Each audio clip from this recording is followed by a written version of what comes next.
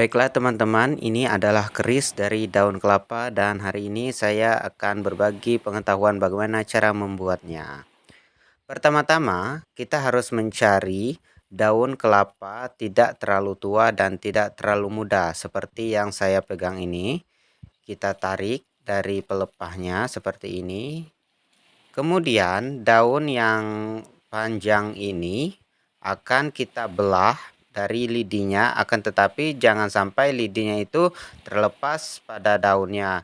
Cukup pada bagian tengah dan ujungnya saja, sedangkan pada bagian bawahnya ini tetap masih bertahan dan melekat seperti ini ya teman-teman.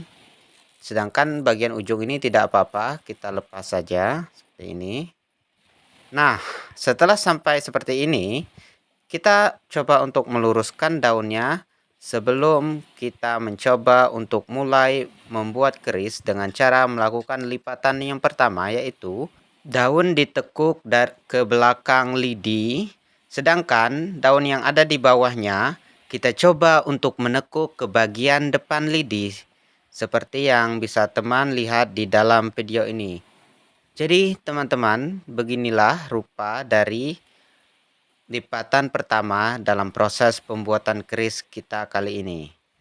Bisa lihat teman-teman ini bahwa keris ini bentuknya akan melingkar-lingkar, maka kita akan kembali menekukkan proses dengan cara yang sama, yaitu daun yang berada di paling atas kita tekuk menuju ke arah bawah, sedangkan selanjutnya daun yang berada di bagian paling bawah kita tekuk lagi menuju kepada bagian paling atas. Karena sebelumnya berada di depan lidi, maka kali ini kita lakukan berada di belakang lidi, seperti yang teman lihat di dalam video ini. Nah, bentuknya sudah mulai kelihatan kali ini ya teman-teman. Dan proses ini sangat gampang sekali karena kita hanya perlu mengulang dari proses yang pertama tadi, yaitu menekuk daun seperti ini. Kemudian daun yang berada di bawahnya menimpa pada daun yang berada di bagian atas. Kemudian kita mencoba lagi menekuk daun bagian atas berada di bawah lidi dengan cara dilipat seperti ini. Dan juga kita mengulangi proses yang sebelumnya. Sangat mudah sekali ya teman-teman. Nah, biar mempersingkat waktu kita, maka saya akan mempercepat video ini. Namun proses yang saya lakukan tetap masih sama, berulang-ulang. Dan cara ini dilakukan sebanyak beberapa kali sampai daun dari keris ini sudah hampir habis. Bisa lihat teman-teman bahwa cara ini sangat gampang sekali sehingga anak-anak bisa bermain keris tanpa perlu membeli, teman-teman, tanpa perlu mengeluarkan biaya dan juga untuk melatih kreativitas anak-anak.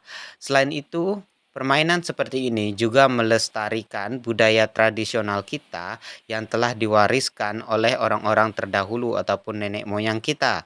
Dan kalau teman-teman perhatikan, permainan seperti ini juga tidak merusak lingkungan karena bahan yang dibuat itu berasal dari alam ya teman-teman. Jadi banyak sekali manfaat dari bermain anyaman seperti ini karena sangat melestarikan dan kita memanfaatkan apa-apa yang ada di sekitar kita. Nah teman-teman, sudah bisa dilihat bahwa keris yang saya buat tadi telah hampir jadi. Saya hanya perlu melipatkan pada bagian ujung daunnya agar kerisnya kuncup pada bagian ujungnya sehingga sangat mirip dengan bentuk keris yang sepertinya. Sebagai informasi, dan mungkin kita tahu bahwa keris adalah senjata tradisional dari berbagai daerah dari Nusantara, sehingga bermain keris seperti ini juga memperkenalkan budaya-budaya kita kepada generasi masa depan. Nah, sisa lidinya saya potong. Dan sekarang teman bisa lihat bahwa kerisnya jadi.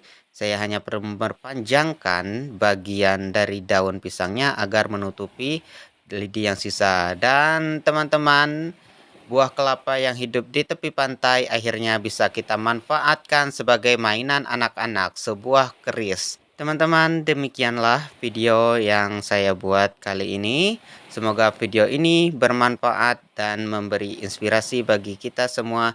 Dan terima kasih telah menonton video saya. Sampai jumpa.